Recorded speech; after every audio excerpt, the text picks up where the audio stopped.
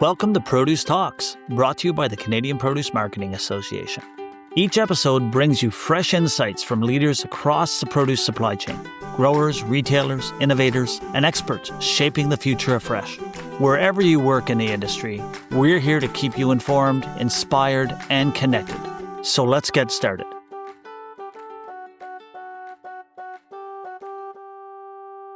I'm just going to introduce our moderator, Crystal MacKay from Loft 32, and she'll tell you a little bit about herself and introduce you to our panel. Thank you, Sue.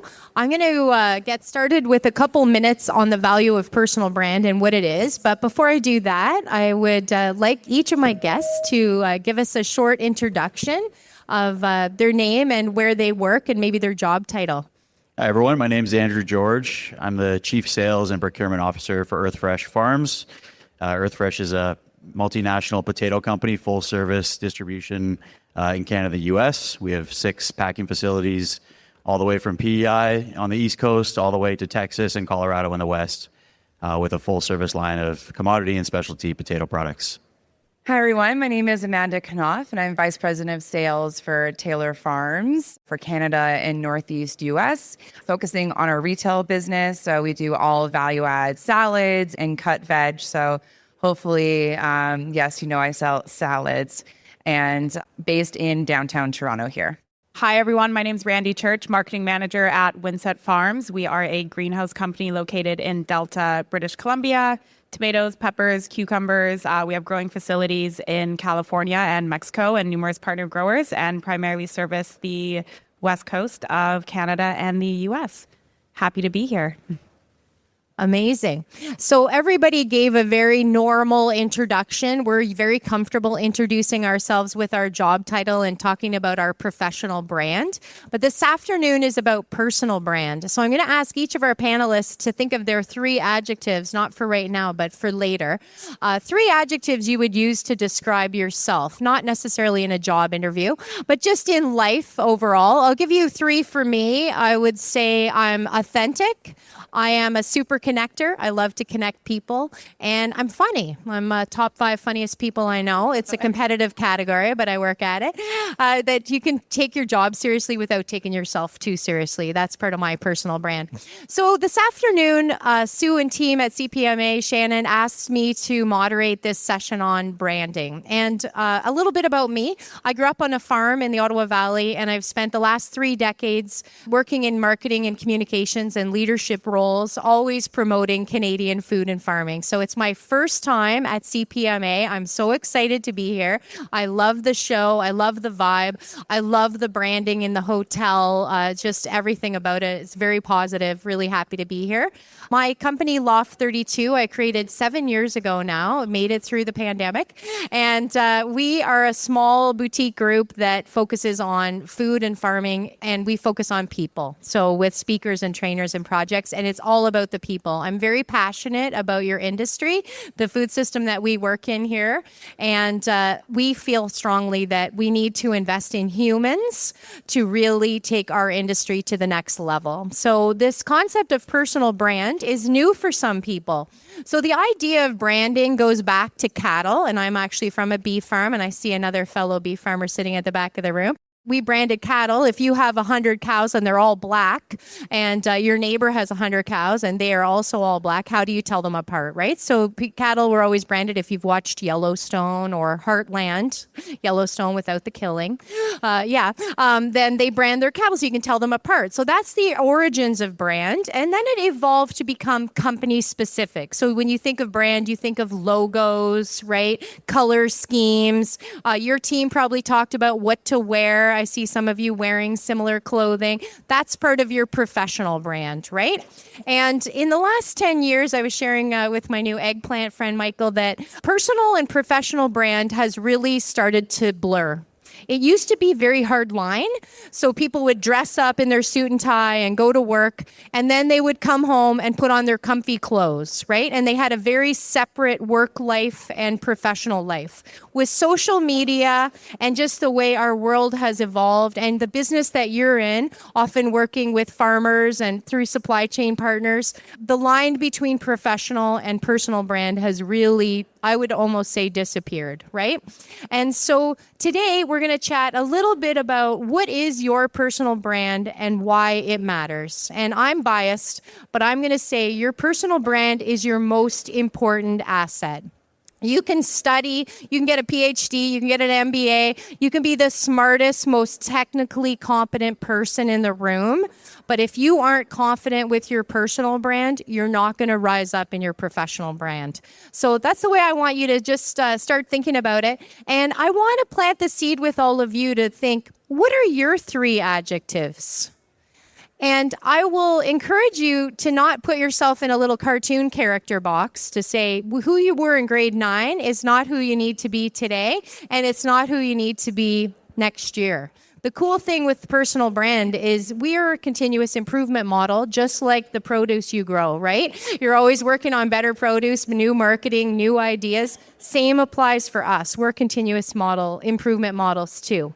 So your 3 adjectives you choose for yourself, they could be who you are today, or they could be who you want to work on to become tomorrow. Okay, let's hear from our panel. So we're not going to do a firing squad here where I'm going to make each one answer. I'll just random, keep you on your toes, nobody's sleeping. All right, so we're going to start with Randi.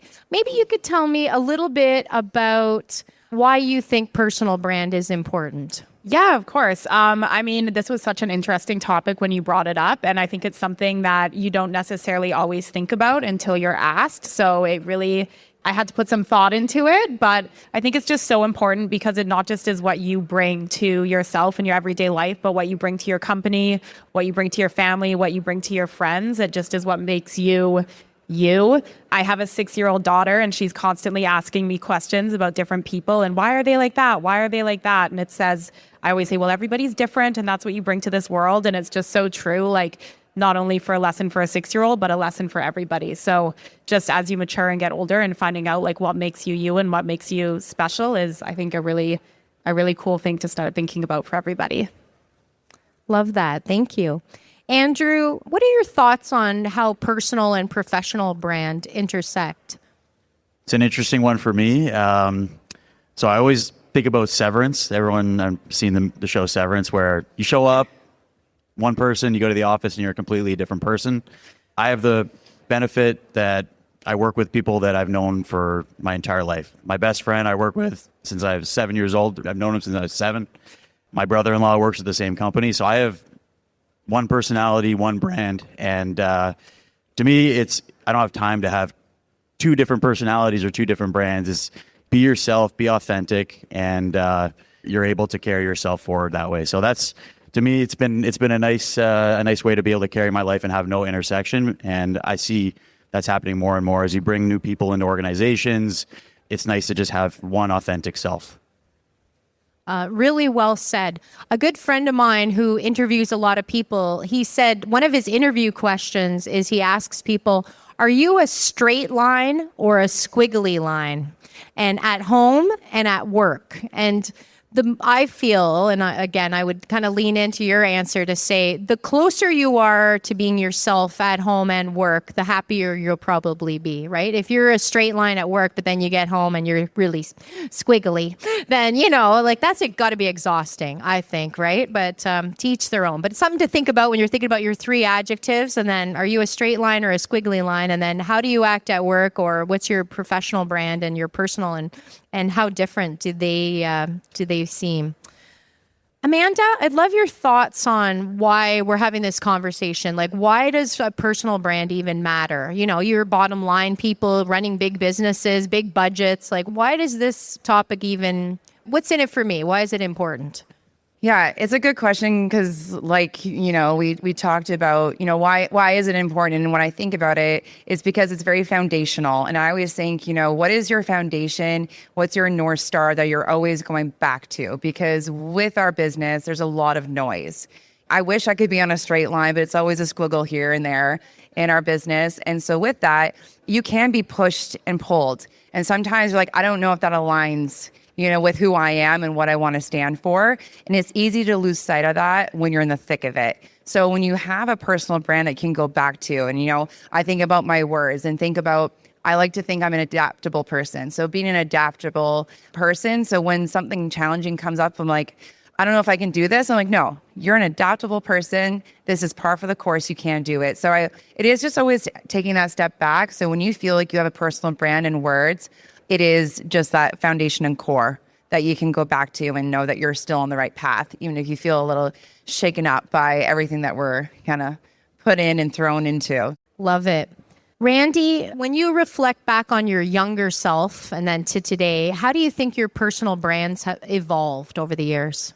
I think definitely there's still a lot of those core personal brands that I still embody every single day. But definitely as I've gotten older, I think it's about kind of knowing what your personal brand is and then maybe seeing what other people's personal brands are and what their strengths are and knowing, hey, is this something that I want to learn from them, or is this something that they're really good at and maybe it's not my strength, and kind of learning to delegate and just understanding what you can do and what you can do best. And then especially within like the professional environment, seeing what other people's strengths are and leaning into it and learning from them. So I think it's just, I've been more aware of that as I've grown.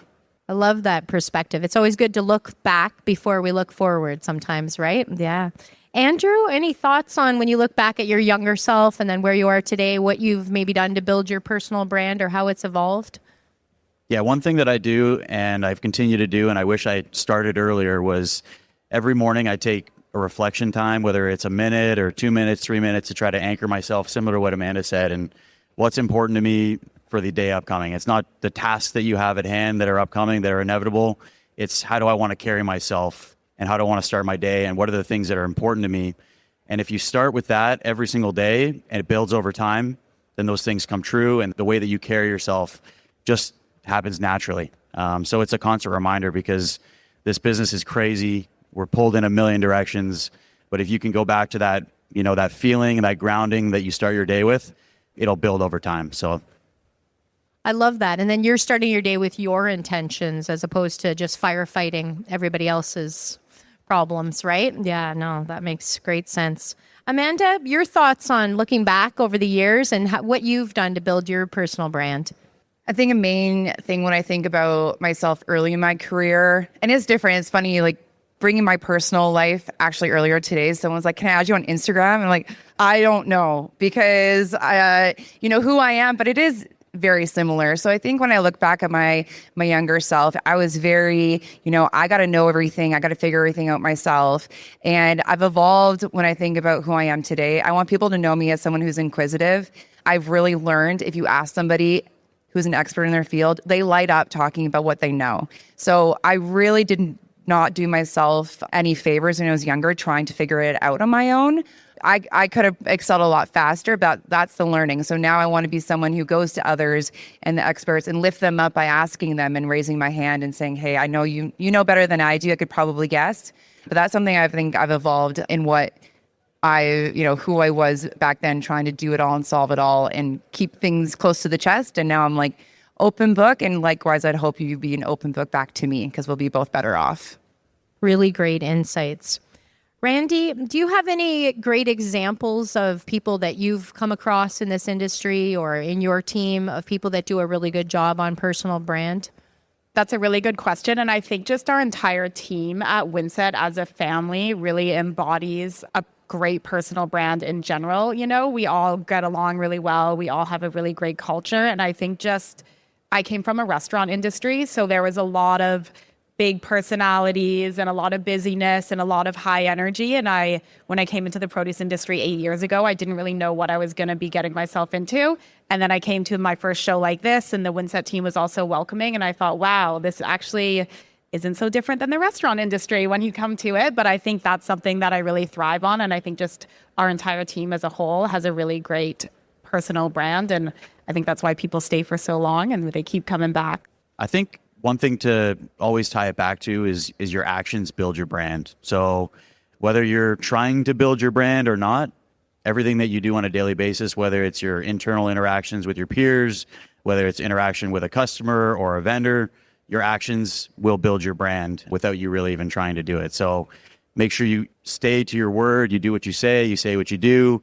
You're authentic with what you're doing. You're being fair. That's how you build your brand over time. And that message will get sent whether you're trying to deliver it or not. So word travels fast in our industry, and it's important just to make sure that you're fair and you're you're carrying yourself on your day-to-day interactions to build your brand.